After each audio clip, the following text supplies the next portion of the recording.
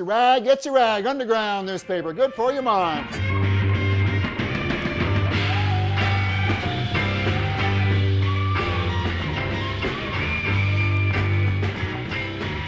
There was just a sense, a palpable sense of history, a sense that something very important was happening. You could feel it. Everything was a little bit larger than life.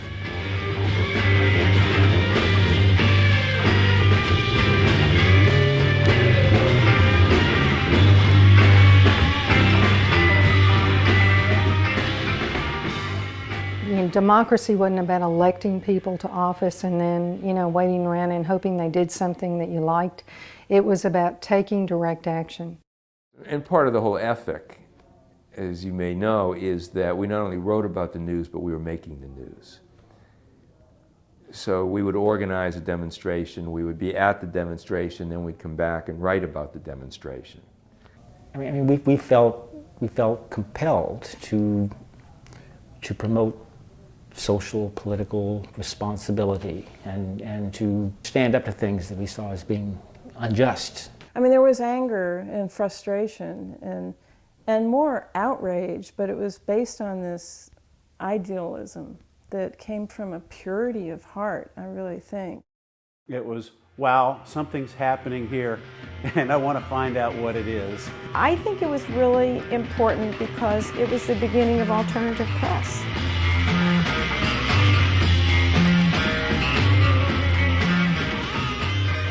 The Rag was an underground newspaper based in Austin, Texas, that published from 1966 to 1977. Staffed by volunteer labor, it offered a voice to a growing movement that demanded social and political change. I think the beginning really had a lot to do with the politics of Students for a Democratic Society and the concept, the overriding concept of SDS was participatory democracy. 1966 was a year of political and cultural rebellion. Protests against the Vietnam War raged on college campuses. Demands for civil rights for minorities, for women, for students were constant and unyielding. A counterculture was being created by young men and women. These issues that were important to the movement were not being covered by the local media. The Daily Texan was a student newspaper of the University of Texas. For the Daily Texan, at that time, the editor of the Daily Texan was very right-wing, very outspokenly right-wing, and there were simply, you couldn't even write a letter to the Texan and expect it to get published that questioned the war. The Rag was pretty much the logical next step to be taken. There were already a few underground newspapers that had started around the country. The thing is that they were either very political or very countercultural. Austin, of course, had a emerging community of a pretty substantial left and hip community. The Rag was, was always tied to the political arena, but it also had its own dynamic. So the sex, drug, rock and roll.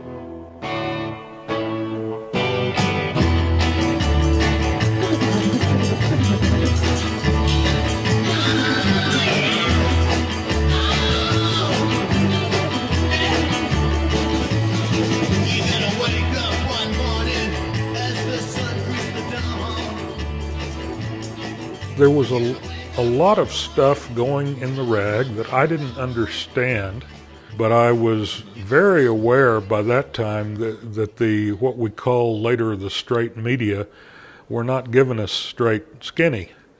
And therefore the underground press, it seemed to me, was necessary, and we had to protect it, no matter what it was printing. One of the wonderful things about the Rag in the early days especially, and I think onwards always, was that it had room for everything. We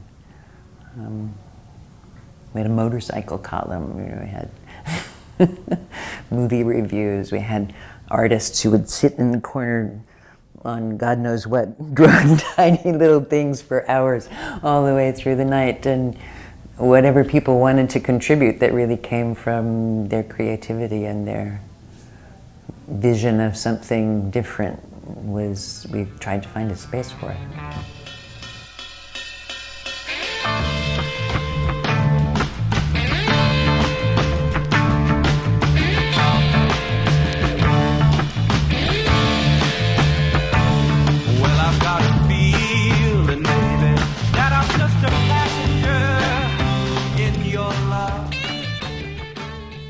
The rag was really one of the few, probably maybe the only at that point, that had attempted this synthesis of the political and the cultural.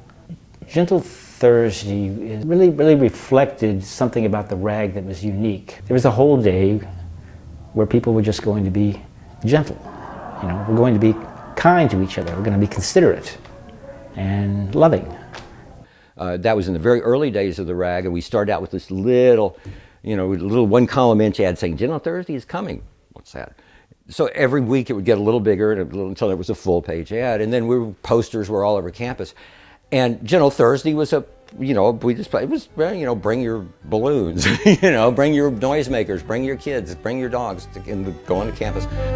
We'll go walking on a sunny day, pick some flowers along the way, and then we'll sit beside a shady stream and dream, dream, dream.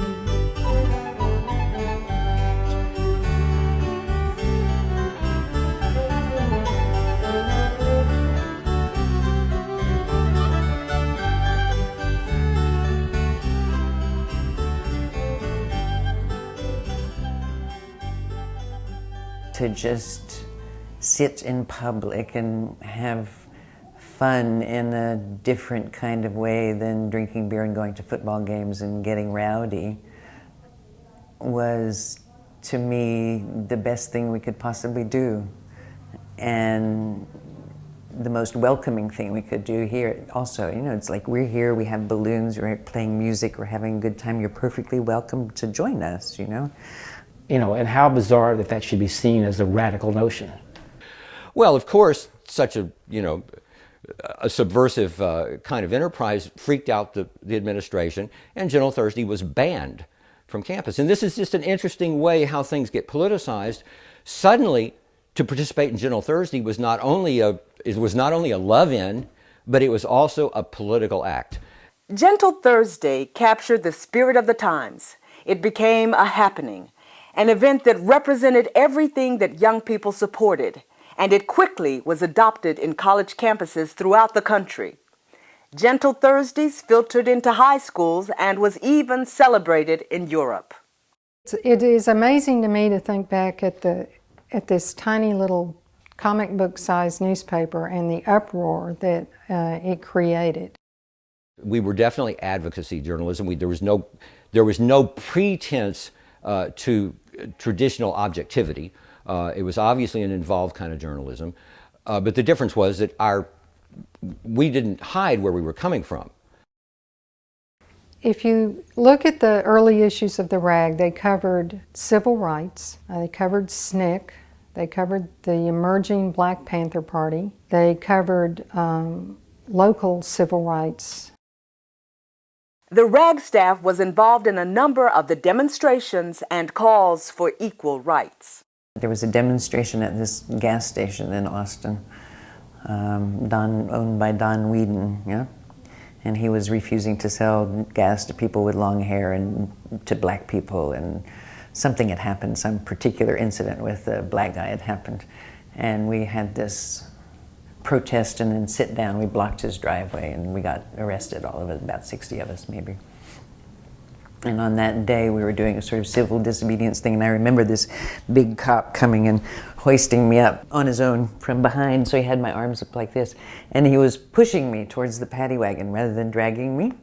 And I remember being out like this and sort of digging my heels in to make it a little more difficult. And somebody got a picture of it from the side, with this cop holding me up with my feet out. And the caption in the rag was, "And they shall turn their swords into plowshares." I haven't picked up and I haven't seen that picture, but if there's a picture, that's the one that for me most captured the spirit of the kind of humor and passion of the thing. Freedom of speech concerns led to a constant state of conflict between the RAG and the University of Texas administration. Frank Irwin ran the University of Texas. It was his domain, and he didn't want any embarrassment to the university or to the President of the United States or whatever. And I think he took personal offense that this newspaper even existed. By issue 5, we were already reporting on George Vizard getting busted selling the rag. So, I mean, it was like constant animosity from the administration. Also in the spring of '67, there was the University Freedom Movement on campus, which started because Vice President Humphrey was coming to talk to the legislature. And there was going to be a demonstration, and a meeting was held on the West Campus to plan for that, on the West Mall to plan for that. But the meeting to plan for it hadn't been approved. So a number of students were all suspended. There were 6 of us that went through disciplinary hearings. There was a huge free speech movement that happened on the UT campus. 5 of the 6 people on disciplinary probation were in SDS and were on the RAG. The suspension of the student leaders and the arrest of the non-student activists set off the University Freedom Movement, in which the students went on strike and tried to shut the campus down for about 3 weeks of non-stop meetings in the courtyard at College House on Nueces Street, where these meetings just went on and on and on and on and on. The war in Vietnam reached its peak during these years. The daily body count was part of the national news. Images of the destruction and death were unrelenting. The protests against the war increased, and opposition to the war became the primary focus of the RAG. The war had to be stopped, and no matter all the other things that people were organizing, some of us were doing several different things at the same time, but we were all absolutely committed to stopping the war as quickly as possible. Returning veterans joined the protest, and Alan Pogue started working with the RAG in 1968. And so being a medic with the infantry, it was where I finally learned what was going on. You know, napalming civilians. I mean, I was a medic, I had to deal with all this stuff. Bombing civilians, driving through their little rice paddies with tanks, shooting their water buffalo, stealing their rice. Both my friends were being killed and the Vietnamese were being killed.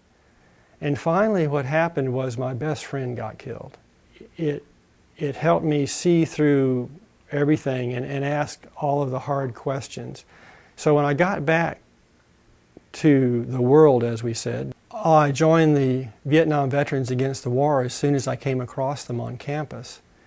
The RAG was the only publication in Austin where you could tell the truth as I saw it.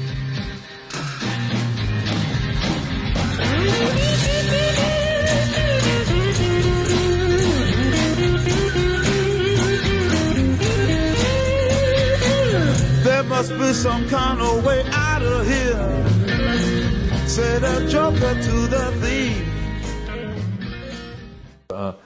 The Cambodian Incursion March, which was the day of Kent State. You know, the killings, shootings at Kent State happened that same day. Just as we got to just past 24th Street, and we were at the RAG office, there were some Panthers who were there who were egging us on out of the RAG office windows.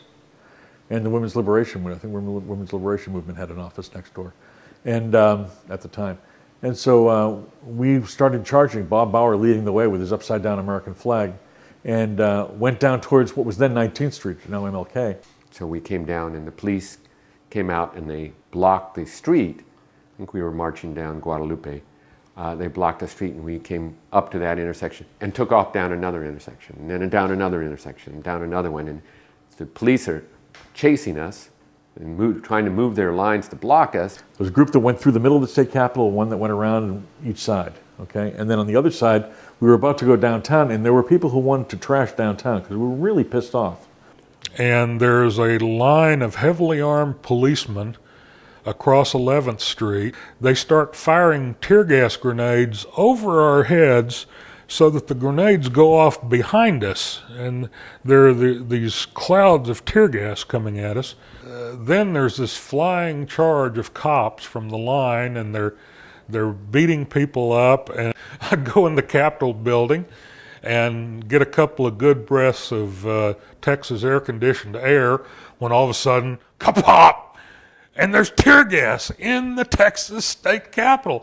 I couldn't believe it. They're firing tear gas grenades inside the Capitol.